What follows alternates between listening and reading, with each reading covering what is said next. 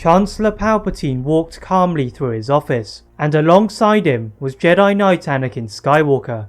The secret Sith Lord stops what he hoped to be his future apprentice, and appoints him to be his representative on the Jedi Council.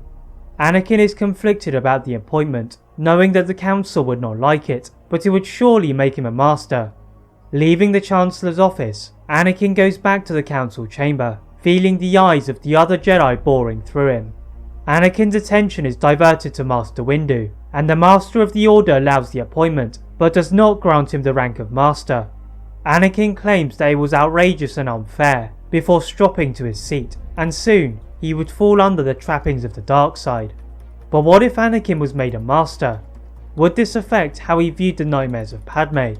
As you are going to find out, the rank of Master will alter the fate of the Jedi. Anakin stood in the centre of the Council chamber, looking at the Masters around him. Obi-Wan smiled at him reassuringly, and Anakin turned to Master Windu. The Karun Master points Anakin to his seat, and Yoda declares that he will be made a Master. Bowing to the Jedi, Anakin takes his new seat, and for his first task, he would protect the Chancellor, whilst Yoda went to Kashyyyk. After the meeting, Obi-Wan asks Anakin to spy on the Chancellor, and Anakin is reluctant, but the Jedi Council had just given him the rank of Master, so Anakin decides to return the favour. The Jedi Master is soon invited to the Galaxy's Opera House by his mentor, and Palpatine begins his manipulation. But whilst Anakin agrees with Palpatine that the Jedi are trying to overthrow the Republic, he is not too interested in the tragedy of Darth Plagueis the Wise, as he is now a Jedi Master, so is free to access all of the knowledge in the Jedi archives. Palpatine senses this lack of interest from Anakin, and realises that the risk to try and get Anakin on the Council had not proceeded as he had foreseen. Palpatine needed a change of strategy. As Obi-Wan departed for Utapau, he remarks to Anakin how they are now both Masters, and Anakin is free to become a far more knowledgeable Jedi than Obi-Wan could ever wish to be. On the last comment, Anakin rushes off to the Jedi archives, in his bid to find the knowledge to save Padme. As Anakin scours these archives, he does not sense any artifacts calling towards him, however he senses that the Force is tugging at his senses. Anakin immediately heads to Padme's apartment, asking if anything is wrong, and despite saying she is fine, Anakin summons a medical droid. The droid confirms that Padme is at no risk from death at childbirth, and nor are her children. Anakin is reassured, and upon hearing that Obi-Wan had engaged General Grievous, reports this to Palpatine. Entering the Chancellor's office, he senses something is amiss. He sees numerous items out of place, and his usually paper-covered desk was barren. There was only one conclusion: the Chancellor had escaped. Anakin quickly contacted Master Windu, the most senior council member of the temple, and an emergency meeting was declared. Windu, Yoda and Obi-Wan expressed their view about the dark side possibly surrounding the Chancellor, but Anakin was defiant that Palpatine was not the Sith Lord. Just as the council were concluding their meeting, the central hologram appeared, with Darth Sidious holding Senator Amidala. Sidious requests that the Jedi Council go to the planet of Naboo, and promptly disappeared. Finally it clicked for Anakin. Naboo was the home of Palpatine and Padme, and Sidious wanted his children. Acting on instinct, Anakin sprints away from the Council, into the hangar bay, and into his starfighter, with Mace Windu in pursuit. Setting the coordinates to Naboo, he knows that it is a trap, but from his experience, he knew it was best to spring it. Meanwhile, Obi-Wan has just defeated General Grievous, and is swiftly cleaning up the Separatists with his 212th Battalion. Suddenly, he senses Anakin's mood is intensifying in their bond, and knows he needs to go to help. Retrieving his lightsaber, he speeds off with his starfighter and into orbit. As he approached Naboo, he senses an overwhelming darkness hanging over the planet like a large cloud. Landing in the capital of Theed, he uses the Force to rush into the royal palace, and can hear then see blades clashing. Immediately igniting his own blade, Obi-Wan rushes over towards the battle, and begins to defend against Palpatine's attacks, much to the surprise of Windu and Anakin. He had thought Grievous's attacks were fast, but this was on another level.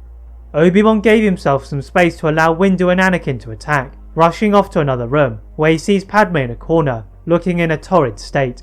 Obi-Wan unties her binds with his lightsaber, then makes a precise cut in the window to go to the nearby medical facility. Leaving Padme in the hands of the medical droids, he sees Sidious escaping in his shuttle. Anakin is annoyed, but refocuses upon hearing Padme is about to give birth. This fully confirmed to Obi-Wan as to the identity of the father. As Padme gives birth to Luke and Leia, Obi-Wan senses the happiness radiating off his former Padawan, and cannot help but wonder if attachments were such a bad thing after all. Just then, Obi-Wan and Windu see a flashing from a device nearby, and it flickers to present the hologram of Ahsoka Tano. The Padawan warns them of Order 66, and having just saved Rex, the Jedi Order was in danger.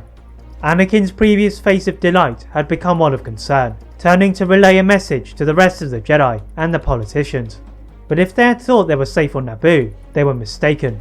Swarms of Republic ships loomed over them, and they had to escape if at all possible. The group run to the palace hangar and look for a ship to house them all, but to their dismay, it was completely empty. The Republic gunships homed in on their location and fired without mercy. The Jedi scale down the side of the palace and hide themselves amongst the limited foliage before they see smaller Jedi starfighters landing behind some buildings. It seemed that Master Skywalker's message had been received just in time. Reuniting with Yoda and Plo Koon, the Jedi are able to defend the clones, but Sidious had clearly diverted everything to them, and they could not find a way off of the planet. Suddenly, they hear some sort of stampede from the river near them, and they see a massive collection of Gungans arriving to aid their cause. The clones turn to meet the Gungan army, but their defences are strong, allowing the Jedi to work their way forward when they are thrown back in a blast of power. The Jedi opened their eyes and saw Sidious showing his displeasure at the failure of the clones. This would be the last mistake of the Sith Lord, as Anakin refused to let him anywhere near Luke and Leia, furiously pushing him back into a tree with his lightsaber. Sidious cackled until his final breath, as all of the Jedi combined for one strike on the Sith Lord, shaking the ground beneath them. The Jedi walked back to the centre of the area and found the remaining clones were no longer firing at them. Yoda transferred the remaining Jedi back to Coruscant, leaving Jedi Master Skywalker with Padme, Obi-Wan, Ahsoka and his children. Anakin finally had everything he wanted. That is it for what if Anakin was granted the rank of Master.